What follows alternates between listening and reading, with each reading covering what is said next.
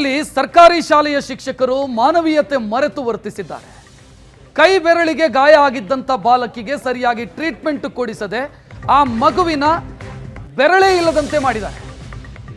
ಶಿಕ್ಷಕರ ಹುಚ್ಚಾಟದ ಕತೆ ಇದು.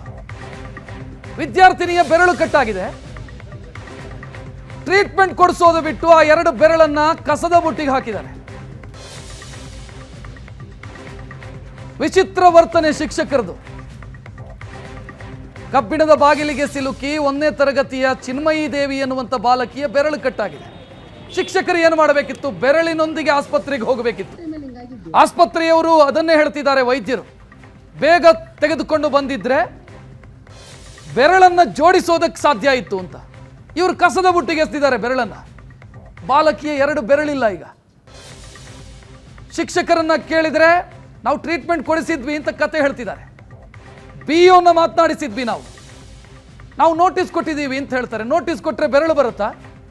ಉತ್ತರ ಇಲ್ಲ BO ಬಳಿ ಕೂಡ. ಮಾಡ್ತೀವಿ ಸಾರ್, ಕ್ರಮ ಕೈಗೊಳ್ತೀವಿ ಸಾರ್ ಅಂತ ಕತೆ ಹೇಳ್ತಿದ್ದಾರೆ.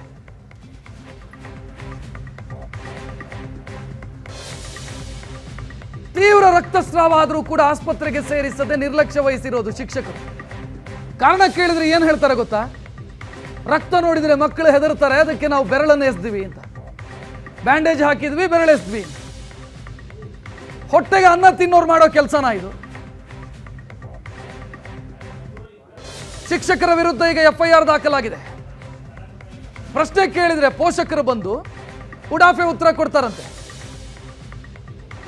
ಶಿಕ್ಷಕಿ ರೇಣುಕಮ್ಮ, ಹೆಡ್ ಮಾಸ್ಟರ್ ನಾಗಪ್ಪ, ಈಗ ಅವರ ವಿರುದ್ಧ ದೂರು ಕೊಡಲಾಗಿದೆ.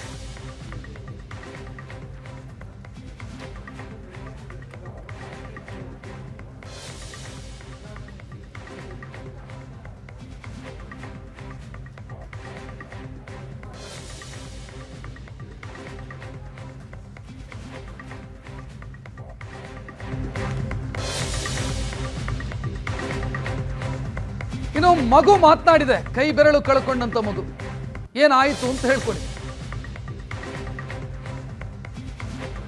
ನಾನು ಆಟ ಆಡ್ತಾ ಇದ್ದೆ, ಯಾರೋ ಬಾಗಿಲು ಹಾಕಿದ್ರು, ಬೆರಳು ಅದರಲ್ಲಿ ಸಿಕ್ಕಾಕೊಳ್ತು, ಟ್ರೀಟ್ಮೆಂಟ್ ಕೊಡಿಸ್ಲಿಲ್ಲ, ಬ್ಯಾಂಡೇಜ್ ಹಾಕಿದ್ರು ಅಂತ. ಆಸ್ಪತ್ರೆ ಕರೆದೊಯ್ಲೇ ಇಲ್ಲ ಅಂತ ನನ್ನ ಬೆಳಗ್ಗೆ 9 ಗಂಟೆ ನ್ಯೂಸಲ್ಲಿ BO ಮಾತನಾಡಿದ್ರು.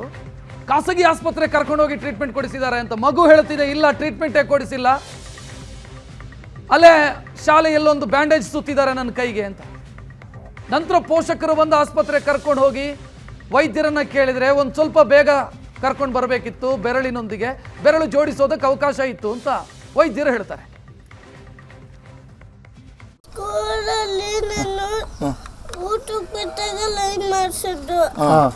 ಅವಾಗ ಕೈ ಹಿಂಗ್ ಹಿಡ್ಕೊಂಡು ನಿಂತ್ಕೊಂಡಿದ್ದೆ. ಅವಾಗ ಇನ್ನೊಂದು ಯಾರೋ ಕದ ಹಾಕಿದ್ರು. ಅವಾಗ ಅವರು ಹಾಸ್ಪಿಟ್ಲಿಗೆ ಕರ್ಕೊಂಡು ಹೋಗ್ಲಿಲ್ಲ, ಏನಿಲ್ಲ. ಅಲ್ಲೇ ಬ್ಯಾಂಡೇಜ್ ಸುತ್ತಿಸ್ಬಿಟ್ಟು ಅಲ್ಲೇ ಕುಂಡಿಸಿದ್ರು.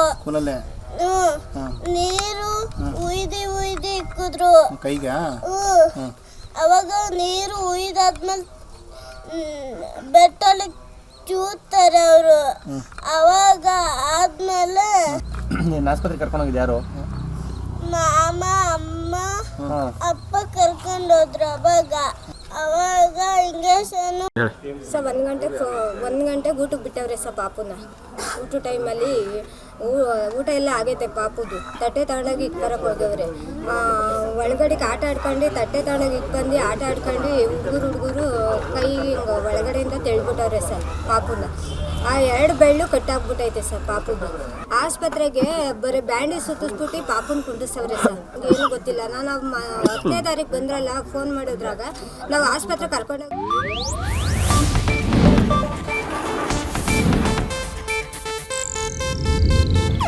ಇದು ಏಷ್ಯಾನೆಟ್ ನ್ಯೂಸ್ ನೆಟ್ವರ್ಕ್ ಪ್ರಸ್ತುತಿ.